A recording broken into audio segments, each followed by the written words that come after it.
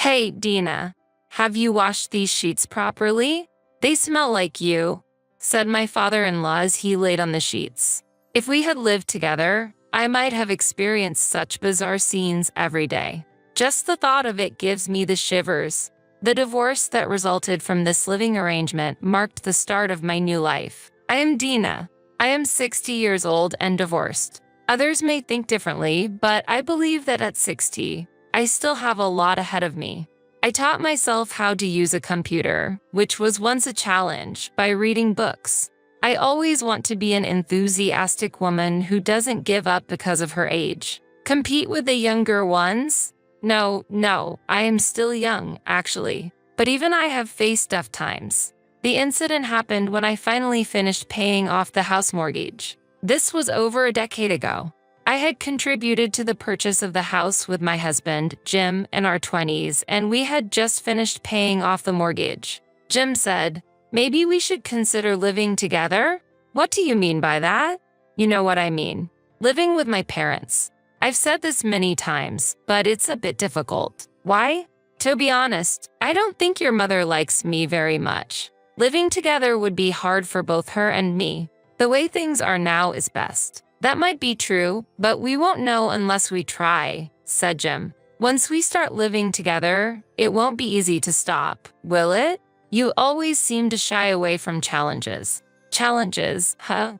Ever since we got married, he often suggested living with his parents. Before marriage, he was firmly against cohabitation, so I felt relieved. But after marriage, he gradually started saying living together might be nice. It's like a scam.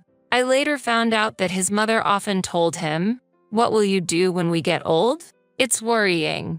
Before I knew it, Jim started feeling a strange sense of duty, thinking living together is my responsibility as a son, a way of loving my parents. I wish he'd feel that not living together is also his responsibility as a husband. I think it's important to care for his parents, but he keeps insisting on living together even though I don't get along with his mother. Holding back my emotions, my relationship with my thoughtless husband gradually worsened, but he seemed completely unconcerned. As the remaining amount on our house mortgage decreased, his suggestions for living together with his parents intensified. I had ignored his words until then, but this was a warning sign. Feeling an impending sense of crisis, one day, I went to the door at the sound of the intercom and was shocked when I opened it. "Hello," said my smiling mother-in-law and father-in-law standing there. It was 7 a.m. on a Sunday morning. The sunlight illuminated their smiling faces. It was like a holy scene, but that couldn't be so. Stunned by their sudden visit, I stood there frozen. Then Jim appeared behind me, welcomed them with "Welcome back," and led them inside. "Wait, welcome back? What's going on? Aren't visitors supposed to say excuse us, and the hosts, please come in?" Then Jim's familiar words came to mind. "Let's live together with my parents." This was bad. Confused, I followed them into the house. Then, I saw my mother-in-law carefully examining the china cabinet. "What are you doing?" I asked impulsively. Look at this scratch. It's a pity to buy a new one, but doesn't it bother you, Dina? Aren't you a bit careless? I wish you'd use it more carefully." "What?" "I chose this." I looked at the spot she was observing, but couldn't see any scratches. Maybe she saw the wood grain as scratches because of presbyopia? But I have presbyopia too, and I don't see it that way. However, my mother-in-law has always made such baseless accusations against me. Maybe she just can't like me because I stole her son, but I'm not convinced either. Well, I'll just let it slide as usual. Then I realized I couldn't see my father-in-law. Hearing a noise from upstairs, I went up with a bad feeling. And there he was, lying on my bed instead of my husband's, face down. I screamed in surprise. And without any shame, he said, "Oh, Dina, are the sheets clean? They smell like you," and laughed. Wait. You absolutely can't do this. Please stop that." I blurted out without any hesitation. What do you mean by that? Why are you, a daughter-in-law, being so impudent?" shouted my father-in-law. "It's not about being a daughter-in-law. Why are you sniffing around in someone else's bed?" I raised my voice. I'm just checking if they've been washed properly. There's absolutely no need for that. I strongly argued back. No, it's necessary. As someone who will live in this house, it's an essential check. What? What are you talking about? I really don't understand what you mean, I said, confused. Humph, the thought of living with such a disrespectful daughter-in-law worries me. Living together. I was shocked and lost for words. Suddenly, my husband Jim and my mother-in-law appeared before me. I wondered why it was so noisy. And here you are, said Jim. Jim, your father says he's going to live with us. Is that true? I asked my husband. Yes, exactly as it sounds, Jim answered. What? Really? The house mortgage is going to be finally paid off this month, right? Yes, that's right. But, so, I've decided that we'll live here with my parents. What? Why would you decide such a major thing on your own? No, I've been asking about living together for a while now. I told you firmly oppose it. I can't accept living under the same roof as someone who sniffs other people's sheets. I argued strongly. Did you say that? I clenched my fists, feeling a mix of surprise and anger. Besides, I've been seeing another girl for a while now. So, I don't really need to live with you. What? That's unbelievable. Well, anyone would prefer a young and cute girl over a wife who won't live with her in-laws. I wondered what he was talking about, but there was more to be shocked about. If you don't like it, that's fine. Once the mortgage is paid off, we don't need you anymore, my mother-in-law said with a smile. What? I asked again in shock. That's right. You're no longer needed. Now get out. My father-in-law said, grinning and gesturing as if shooing away a dog. So, I was just a tool to help with mortgage payments to them for a long time. Jim's income alone was uncertain, and both incomes were needed to get a new house and pay off the mortgage quickly. My mother-in-law had endured her son's marriage to me, always hoping for and waiting to be able to live together. Once the mortgage was paid off, she probably thought she could live with her son again. To them, I was useful like a servant until no longer needed. The more I understood the situation, the angrier I became. I regretted not doing anything until it got to that point. But the house was also important to me. There was no reason for me to be cornered like this. But wait a minute. A sudden idea flashed in my mind, and a light shone in my heart that was filled with despair and irritation. All right, let's all live together. What? My quick response surprised Jim and my mother-in-law the most. They might have thought I would leave easily, but they were taken aback by my unexpected answer. A life with a husband, his affair partner, and in-laws sounds fun, doesn't it? My mother-in-law and Jim's reactions to my statement were so funny that I laughed. But of course, that was just a joke. Who would live together? Of course, I'm leaving. I said. They probably didn't expect me to leave so easily. They must have thought I would beg to stay. Jim was unsettled until the moment I left the house, but I ignored him and eventually finalized our divorce. About a month later, having lost the house and enjoying my free time in a hotel after the divorce, I received a call from my ex-mother-in-law. I really need to see you, she said, though it seemed troublesome. I had a hunch, so I agreed to meet her. When I arrived at the cafe for our appointment, there sat my former in-laws with gloomy faces. As soon as they saw me, my mother-in-law tearfully said, Dina, thank you for coming. Well, the whole family gathered. What do you need from your ex-daughter-in-law? We received a notice yesterday about the division of property. Of course, we're divorced, so we need to discuss property division properly, right? Did you think I wouldn't respond? What? Well, but the situation has changed now. The situation? I repeated the question, and Jim's dejected figure seemed even more disheartened. Jim's company has finally gone bankrupt. Is that so? I thought that might happen. I clapped my hands and said with a smile, I knew it. Dina, what do you mean by I knew it? Jim's income has been decreasing year by year, and last month, there was a delay in his salary payment. That's a sign of a company going under. Such a thing happened. Jim, why didn't you say anything? My mother-in-law's face was filled with anger towards her son. Jim let out a small leap and looked frightened. Well, I never thought the company would fail. People usually notice such things. You're just ignorant, I sharply pointed out, and Jim looked up in surprise, saying what? Immediately, I asked everyone, so, you all gathered here to tell me that Jim has lost his job and can't contribute to the property division? Surely that's not the case, right? Everyone was at a loss for words. Well, Jem was the first to speak up. Our house burned down. What? The house, it burned down. I get that. But how did it happen? It was Dad's cigarette. Huh. Ha ha ha. Living with your parents led to a huge loss. Huh? That stuff?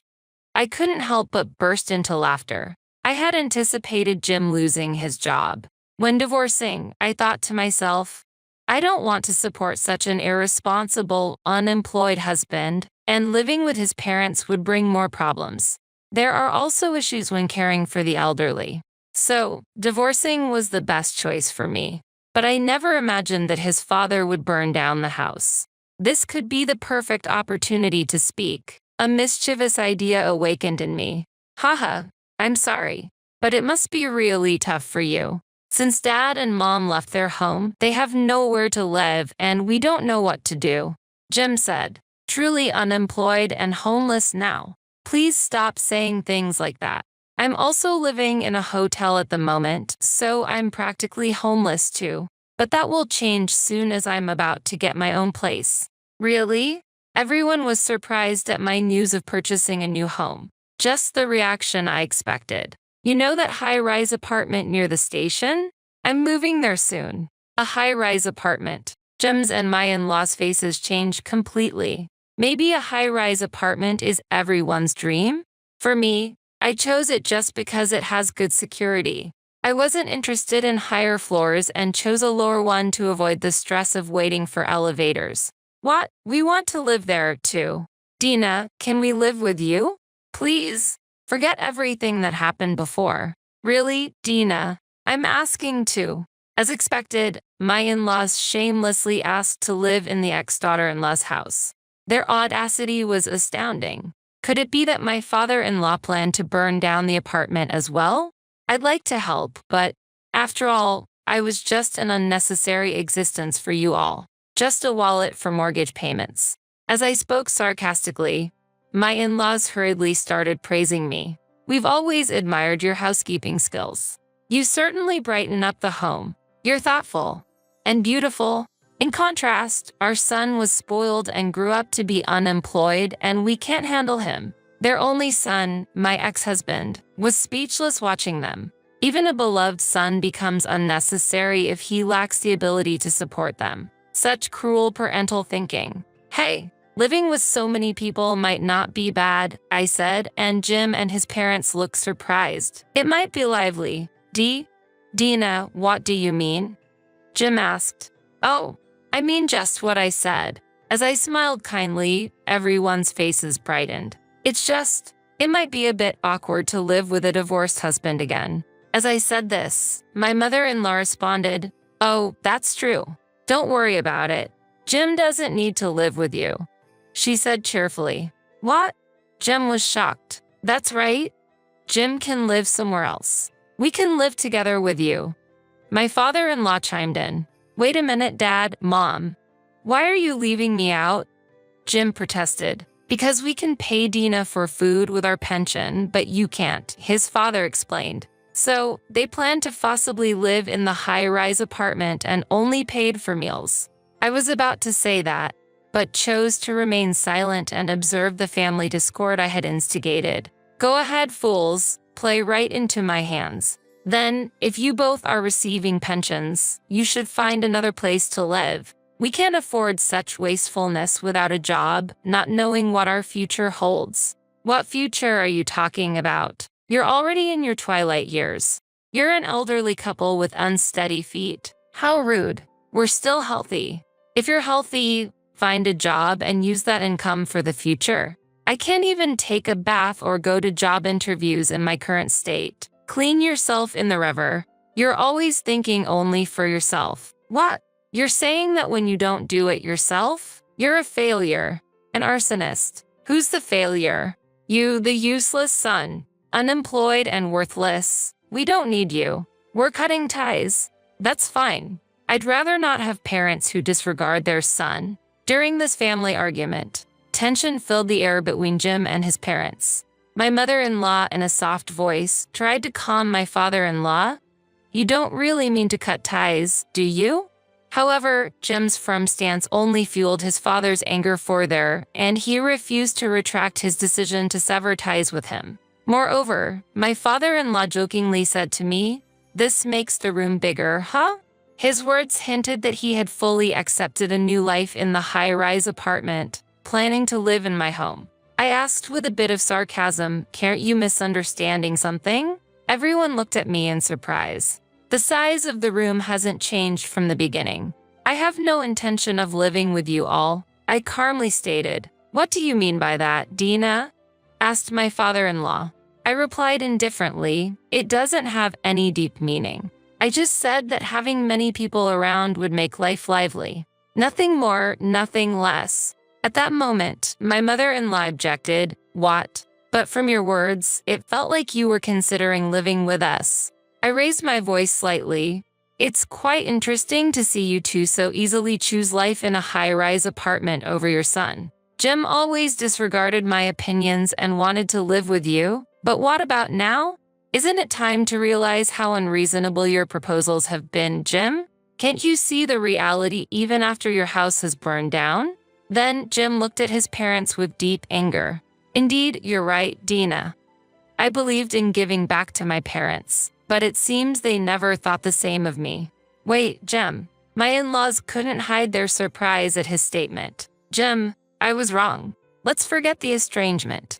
So, Father, you just want to rely on your son because you can't live in my house, right? What? No, that's not it. Do you really think so? You seem clearly unsettled. As I smiled and said this, my father-in-law began to panic. Seeing this, Jim's anger became more apparent. I don't need such parents. Estrangement it is. Jim shouted angrily, and his parents begged frantically, "Please listen," but he wouldn't hear them. Instead, he turned to me. "Thanks to you, I've come to realize I want to start over." What, really? Yes, I'm serious. You did all this to wake me up, right? Haha, stop it. That's too convenient for you. What, why? I just thought it might be fun to see someone who abandoned his wife to get along with his parents now struggling with them. What? You're just an object of property division to me now. What? Property division? You really plan to demand that in this situation? This situation? That's irrelevant. It's obvious. I signed the divorce papers quickly to leave the house, but property division can still be claimed after divorce, so I intend to take it seriously. Wait, hey, don't you love me anymore? What charm could someone without an address or a stable job possibly have? Your head's empty too. I can't believe it. Later, unable to reconcile with me, Jim raged at his parents. This is all your fault. Before the police arrived, I left the scene. And then, I did exactly as I said and pursued the property division. Honestly, it wasn't a large amount, but it marked the complete end of my relationship with Jim. Jim, now without an address or job, struggled with reduced savings due to the property division and became estranged from his parents. He seems to be living a wandering life, moving from various places, doing odd jobs daily, staying in cheap lodgings, sometimes even sleeping in parks.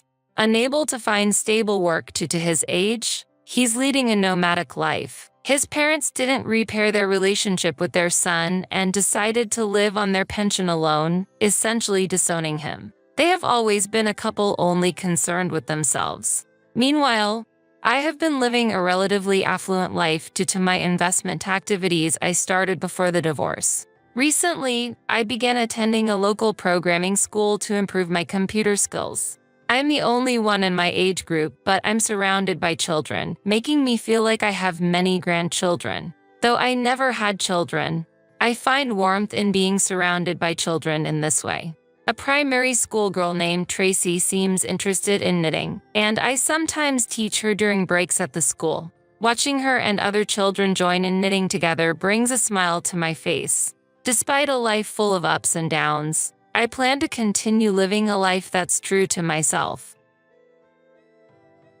My son, who earns a high income, and you, who spend every day without working, are not compatible. My son and I are planning to live here from now on, so please leave immediately. It happened on a day when my husband, who usually stays in his room, had gone out for a bit. Suddenly, the intercom at my house buzzed incessantly, and when I opened the door, my mother-in-law was standing there, looking excited. Taken aback by this sudden visit, I asked, "Hello, mother-in-law. What brings you here at this time?"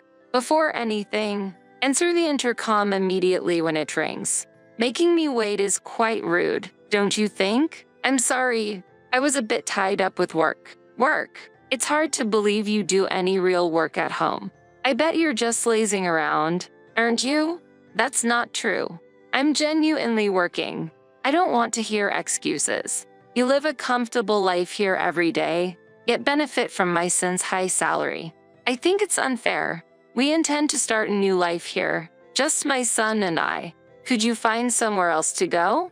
She pulled out a piece of paper from an envelope she was holding and handed it to me with a smug smile. Here, take a look. The paper read divorce papers.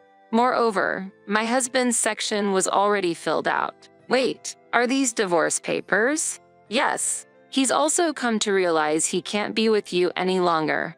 So, sign this and leave this place immediately. She looked incredibly proud of herself, perhaps relishing the shock she imagined I'd be in. But I wasn't as flustered as she thought. With a slight smile, I promptly signed the divorce papers. Inwardly, I couldn't help but chuckle at how much she misunderstood. She didn't know anything. My name is Nancy. I work from home, hustling as a freelance writer and editor.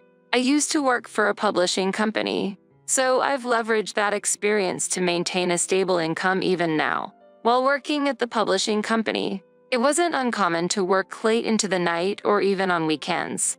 But the compensation was good, and thanks to my salary, bonuses, and copyright-related rewards from the publishing world, I managed to save a considerable amount. Thanks to that, despite the instability of freelancing, I've been able to live comfortably. I met my husband, Dylan, while working together at the publishing company. He was an aspiring writer, chasing his dreams, and I supported and resonated with his passion. Gradually, my feelings of appreciation turned into love, leading to our marriage. Initially, our married life was fulfilling as we supported each other's careers.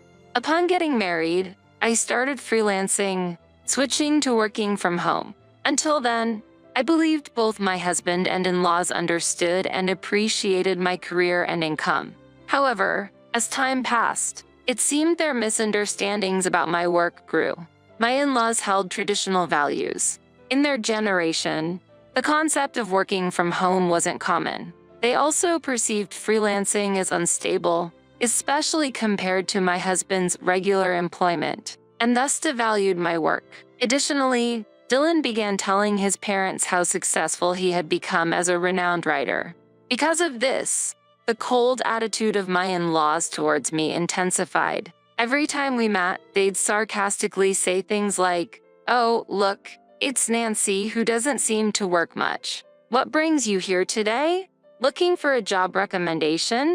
Mother-in-law, if you're concerned about our living expenses, I apologize, but I'm earning well, so there's no need to worry." Well, you sound quite confident. Maybe you should show more gratitude to Dylan. Without him, you'd be in trouble, wouldn't you? My mother-in-law had old-fashioned values.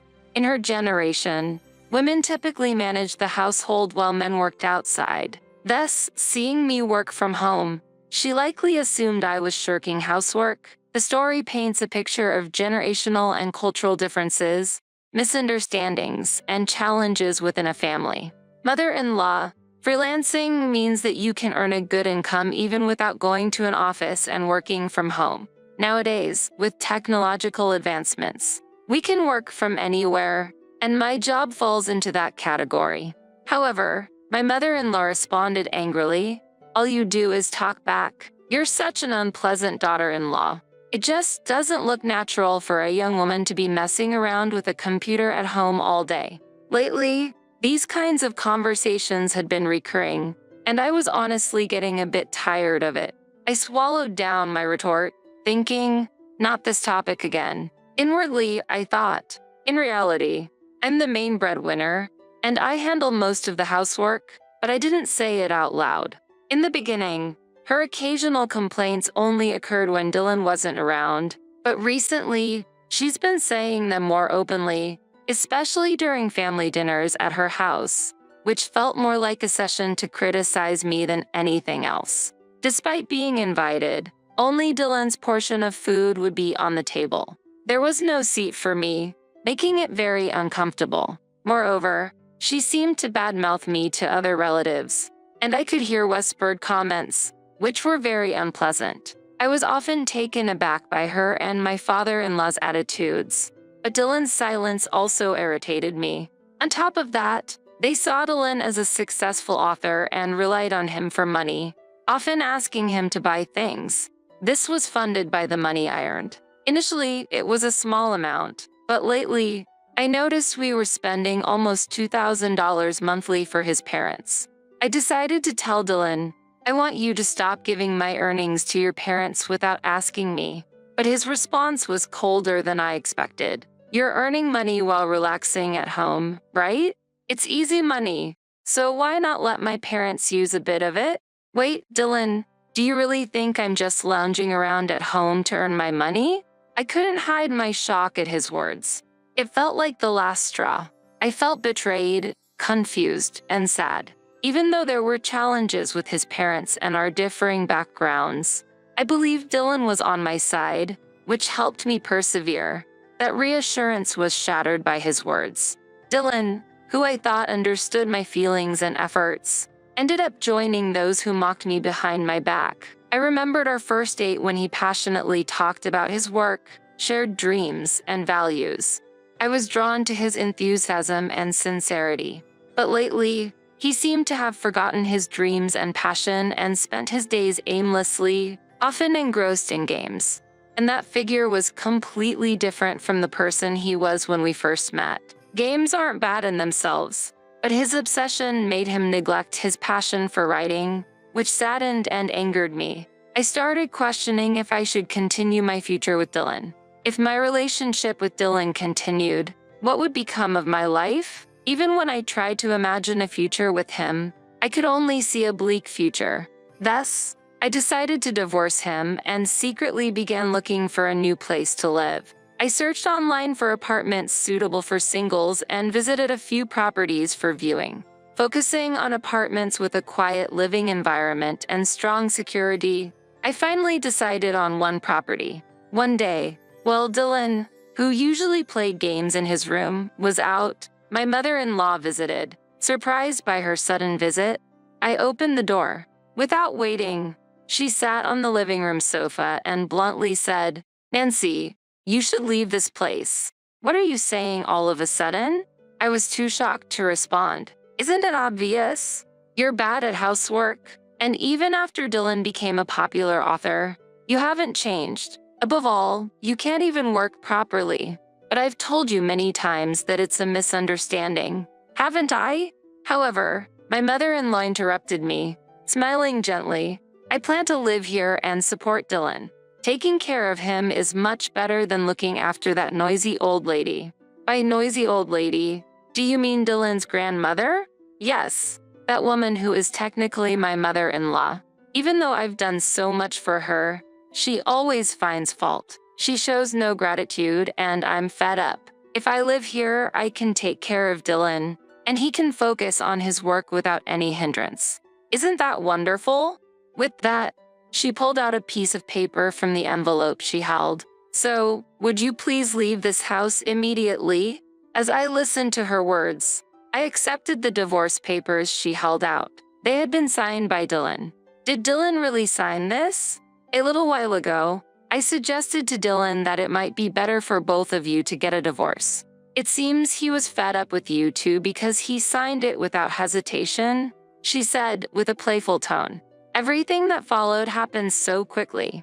I took my pre-packed bags and promptly decided to move to a new apartment. During the move, I also managed to file the divorce papers, and a new life began. My new life was more smooth and comfortable than I had expected. My small apartment had only essential furniture and appliances, and its simplicity seemed to boost my focus. I was free from complications, and each day was calm and peaceful.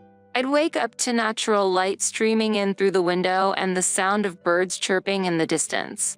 I would get up whenever I wanted, eat breakfast, and plan my day. When I start working, I get so engrossed that time would fly by. It felt heavenly not having to worry about the gaze and expectations of Dylan and my parents-in-laws, and to be able to work at my own pace. One day, as I was engrossed in work at my desk, my smartphone vibrated. It was a call from Dylan.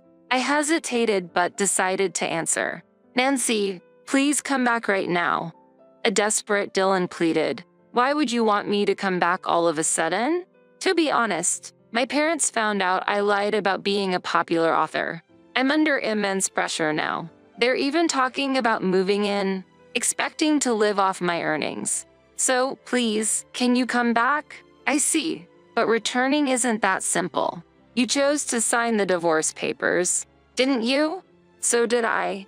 We're not on the same path anymore. So deal with your issues yourself. It's none of my business. His voice was a mix of desperation and sadness. But I believe we should be together.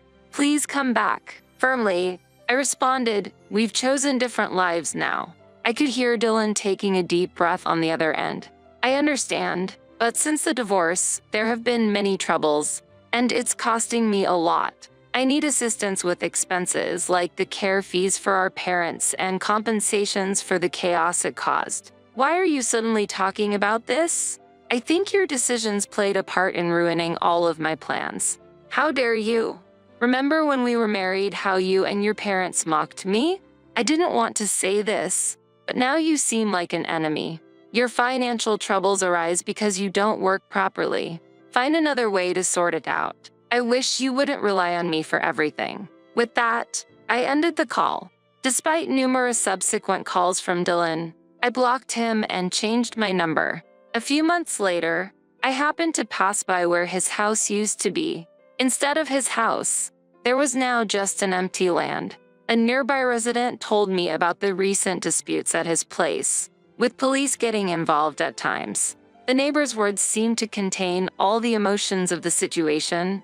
As she said, "You must have gone through a lot, too. There must have been a lot of turmoil leading to the loss of his house." I stood there for a while, reflecting on our past. The unexpected outcome might be some kind of karma. Dylan's little lie had had such a significant impact, more unbelievable than any story he might have written. From then on, I pledged to myself to live honestly, expressing my feelings and thoughts without lies or pretense. No matter how challenging things get, I recognize the importance of conveying the truth and cherishing genuine feelings.